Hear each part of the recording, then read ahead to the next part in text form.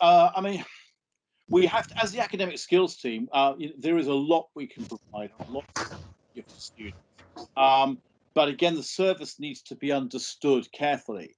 Again, we are not, particularly, for example, when we're talking about exams and we're talking about takeaway exams, online exams, a different kind of exam structure. This is not an opportunity for students to come to us with their exam paper and say, which question should I ask?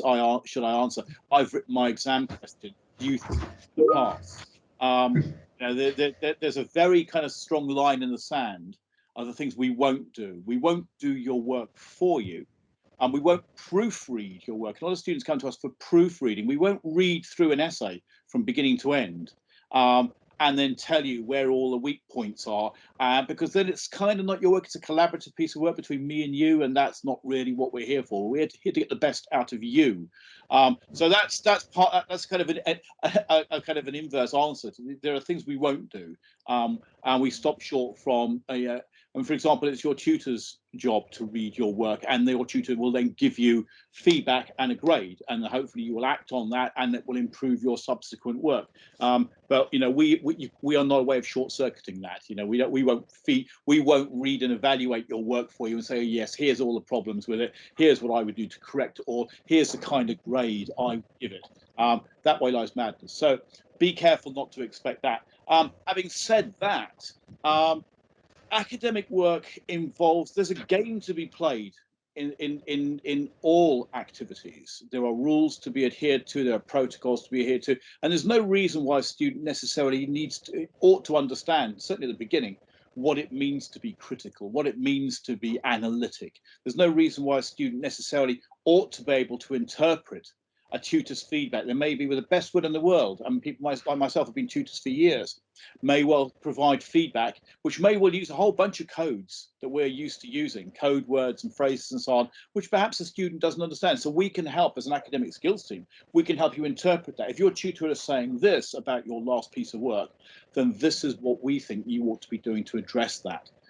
So we can help a lot with that kind of thing. We can talk about kind of structural issues, just what an academic piece of work ought to look like, how it ought to be structured to form a coherent argument. So it's more generic. I mean, my academic background is philosophy, and we don't run a philosophy program anymore, so I don't get philosophy students coming to talk to me about subject-specific stuff, and that's not really our remit.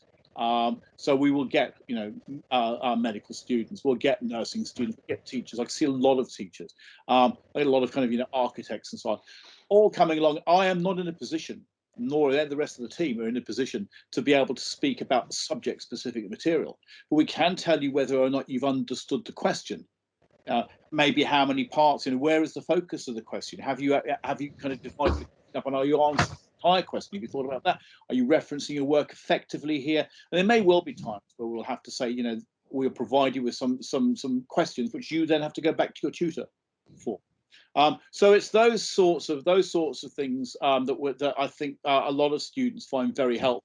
And the most helpful procedure is to come along at the beginning of the process. If a student comes along at the end of the process, piece of work, and saying, what do you think of that? There's very little we can do or would be prepared to do at that stage. But if somebody comes along near the beginning and says, okay, I'm trying to think my way through the essay, do you think I've understood the question? Do you think this structure is a good way of proceeding? Do you think I might have missed something out here? We can do that. And then certainly from the librarian point of view, students sometimes forget that they have subject-specific librarians allocated to their faculties.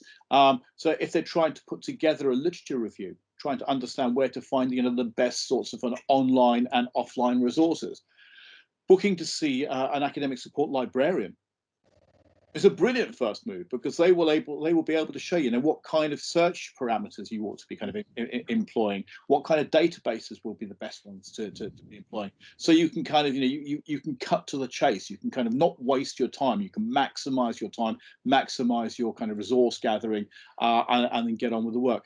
So there is a lot we can do, and there's a lot we won't do. Can I just go back actually, just to add to with Mike that we at the advice team also don't do proofreading.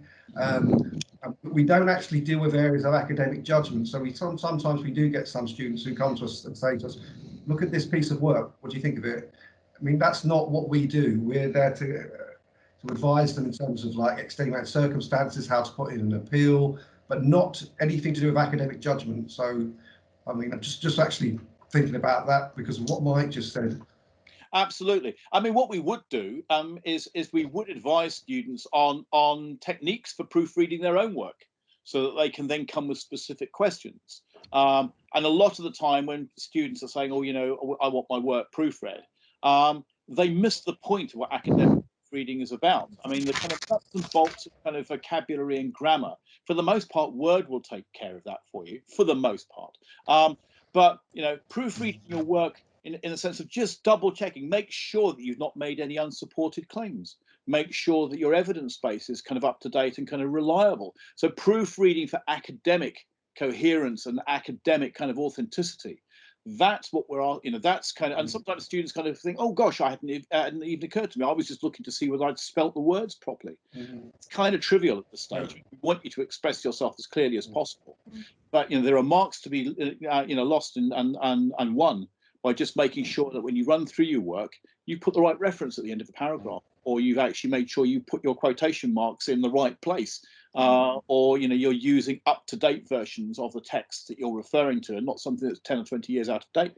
Those kinds of checks, providing evidence, particularly for courses which are very, very evidence-based, like, for example, nursing, for instance, which changes quite rapidly. So we will advise people on how to proofread their own work in an academically rigorous way, but we won't do it for you.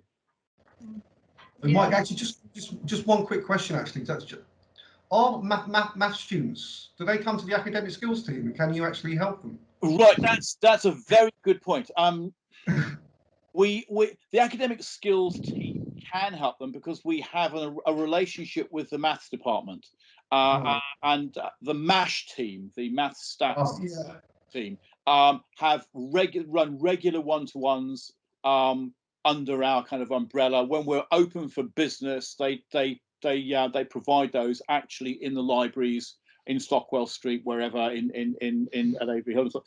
So they provide it in the same way. People can book to see a MASH tutor specifically for maths and stats support in the same way as they were booked to see us. So anybody who is familiar with our booking system, which is called LibCal, LibCal will then just show you a list of the librarians, the academic skills tutors, and the MASH tutors, and even the Royal Literary Fellows, for that matter, still there. And you can select anybody from those categories, which will then flash up a calendar, and then will show you the kind of empty spots, and you can book to see a maths-specific tutor. But yes, you know, we can. But we subcontract that out to the MASH team. And just on another, computing with code and stuff like that, would that be similar thing? We have a relationship with the computing bods, and they will come in and they also run weekly or bi-weekly seminars, again under our auspices. And again, if there are students who are just not finding the support they need in a particular area, then they can come to us and we will seek it out for them. So if there is a deficiency in the service, we want students to come along and say, well, you know, I'd like help with this. And if they're flagging an area where we're not providing sufficient coverage, then we need to do something about it, because it's the student service. It's for them. It's very much a student-facing service. If they feel they're not getting what they need, then they need to come to us, and we need to do something about it.